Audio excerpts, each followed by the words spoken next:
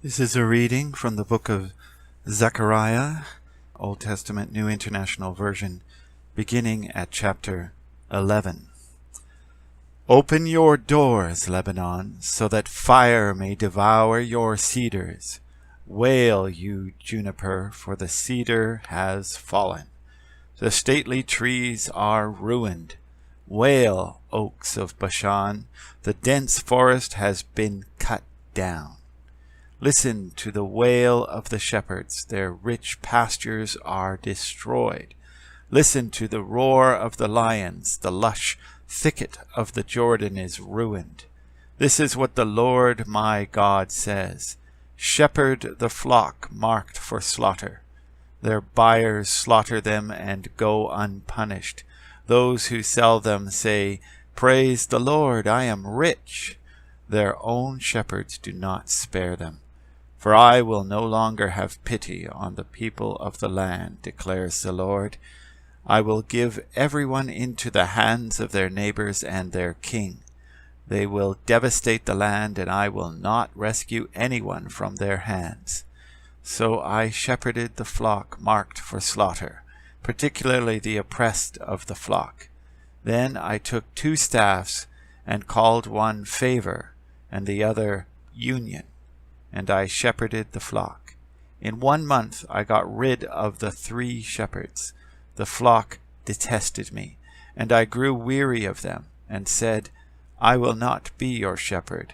Let the dying die, and the perishing perish. Let those who are left eat one another's flesh. Then I took my staff called Favor, and broke it, revoking the covenant I had made with all the nations. It was revoked on that day, and so the oppressed of the flock who were watching me knew it was the word of the Lord. I told them, if you think it best, give me my pay, but if not, keep it. So they paid me 30 pieces of silver. And the Lord said to me, throw it to the potter, the handsome price at which they valued me.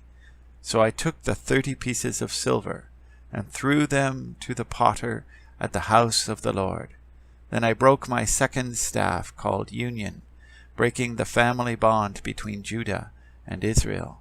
Then the Lord said to me, take again the equipment of the foolish shepherd, for I am going to raise up a shepherd over the land who will not care for the lost, or seek the young, or heal the injured, or feed the healthy, but will eat the meat of the choice sheep, tearing off their hooves. Woe to the worthless shepherd who deserts the flock. May the sword strike his arm and his right eye. May his arm be completely withered, his right eye, totally blinded. Zechariah chapter 12. The Lord, who stretches out the heavens, who lays the foundation of the earth, who forms the human spirit with a person, declares, I am going to make Jerusalem a cup that sends all the surrounding peoples reeling. Judah will be besieged as well as Jerusalem. On that day, when all the nations of the earth are gathered against her, I will make Jerusalem an immovable rock for all the nations. All who try to move it will injure themselves. On that day I will strike every horse with panic and its rider with madness, declares the Lord. I will keep a watchful eye over Judah, but I will blind all the horses of the nations. Then the clans of Judah will say in their hearts, the people of Jerusalem are strong, because the Lord Almighty is their God. On that day I will make the clans of Judah like a firepot in a woodpile, like a flaming torch among sheaves. They will consume all the surrounding peoples right and left, but Jerusalem will remain intact in her place. The Lord will save the dwellings of Judah first, so that the honor of the house of David and of Jerusalem's inhabitants may not be greater than that of Judah. On that day the Lord will shield those who live in Jerusalem, so that the feeblest among them will be like David, and the house of David will be like God, like the angel of the Lord going before them. On that day I will set out to destroy all the nations that attack Jerusalem, and I will pour out on the house of David and the inhabitants of Jerusalem a spirit of grace and supplication. They will look on me, the one they have pierced, and they will mourn for him as one mourns for an only child, and grieve bitterly for him as one grieves for a firstborn son. On that day the weeping in Jerusalem will be as great as the weeping of Hadad-Rimmon in the plain of Megiddo. The land will mourn, each clan by itself, and their wives by themselves. The clan of the house of David and their wives, the clan of the house of Nathan and their wives, the clan of the house of Levi and their wives, the clan of Shimei and their wives, and all the rest of the clans and their wives. Zechariah chapter 13. On that day a fountain will be opened to the house of David and the inhabitants of Jerusalem to cleanse them from sin and impurity.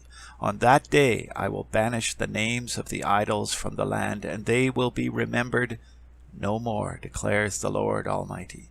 I will remove both the prophets and the spirit of impurity from the land, and if anyone still prophesies, their father and mother to whom they were born will say to them, "You must die, because you have told lies in the Lord's name."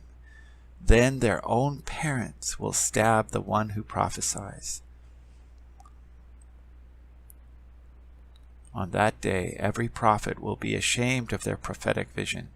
They will not put on a prophet's garment or of hair in order to deceive. Each will say, "I am not a prophet, I am a farmer. The land has been my livelihood since my youth."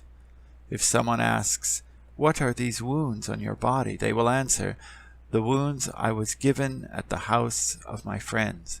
Awake, sword, against my shepherd, against a man who is close to me, declares the Lord Almighty. Strike the shepherd, and the sheep will be scattered, and I will turn my hand against the little ones. In the whole land, declares the Lord, 2/3 will be struck down and perish, yet 1/3 will be left in it. This third I will put into the fire. I will refine them like silver and test them like gold. They will call on my name, and I will answer them. I will say, "They are my people," and they will say, "The Lord is our God." Zechariah chapter 14. A day of the Lord is coming, Jerusalem, when your possessions will be plundered and divided up within your very walls. I will gather all the nations to Jerusalem to fight against it. The city will be captured, the houses ransacked, and the women raped. Half of the city will go into exile, but the rest of the people will not be taken from the city. Then the Lord will go out and fight against those nations, as he fights on a day of battle. On that day his feet will stand on the Mount of Olives east of Jerusalem, and on the Mount of Olives will be split in two from east to west, forming a great valley, with half of the mountain moving north and half moving south. You will flee by my mountain valley, for it will extend to Azel. You will flee as you fled from the earthquake in the days of Uzziah, king of Judah. Then the Lord my God will come, and all the holy ones with him. On that day there will be neither sunlight nor cold, frosty darkness. It will be a unique day, a day known only to the Lord, with no distinction between day and night.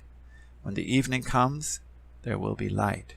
On that day, living water will flow out from Jerusalem, half of it east to the Dead Sea, and half of it west to the Mediterranean Sea, in summer and in winter. The Lord will be king over the whole earth.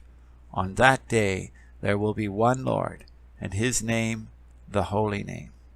The whole land from Geba to Rimmon south of Jerusalem will become like the Arabah.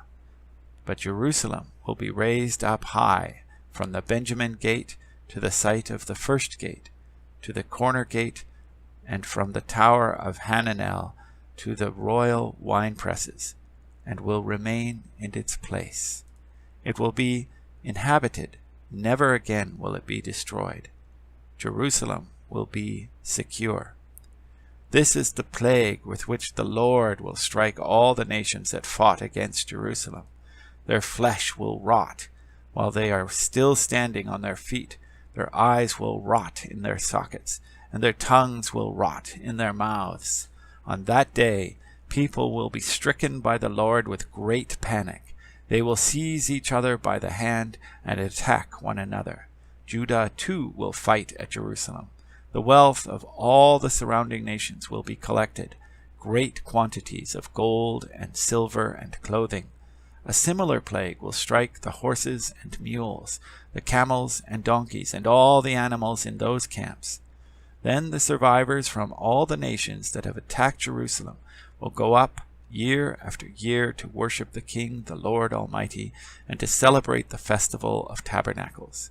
If any of the peoples of the earth do not give up to Jerusalem to worship the King, the Lord Almighty, they will have no rain. If the Egyptian people do not go up and take part, they will have no rain.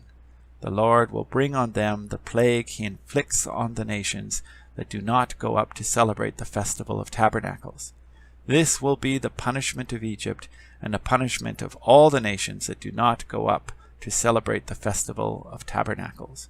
On that day, holy to the Lord will be inscribed on the bells of the horses, and the cooking pots in the Lord's house will be like the sacred bowls in front of the altar. Every pot in Jerusalem and Judah will be holy to the Lord Almighty, and all who come to sacrifice will take some of the pots and cook in them. And on that day there will no longer be a Canaanite in the house of the Lord Almighty. This is the end of the reading for October 6, 2017. My name is Vince Byfield. I thank you for listening, and I wish you a blessed day.